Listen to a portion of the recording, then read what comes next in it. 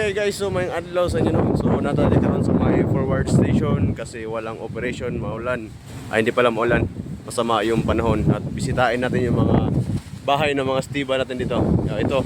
Okay. Okay, ito yung bahay ng mga stiba. Oh, yan. Ulan, init, malakas na hangin.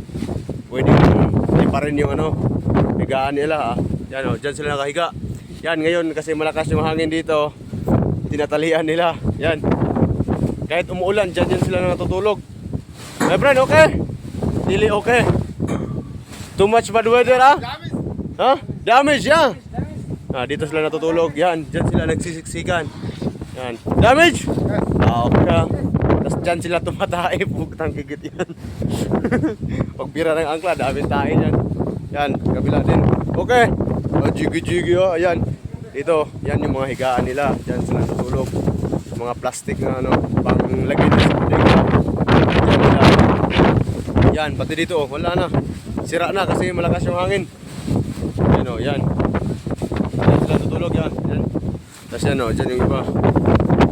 Yan, dyan sila natulog guys. Yan oh, dyan yung mga higaan na. So, maybe pag alis namin dito, wala. Daming liligpitin. Daming basura, yan. So, okay ra mo diya? Okay? Dili okay? Okay.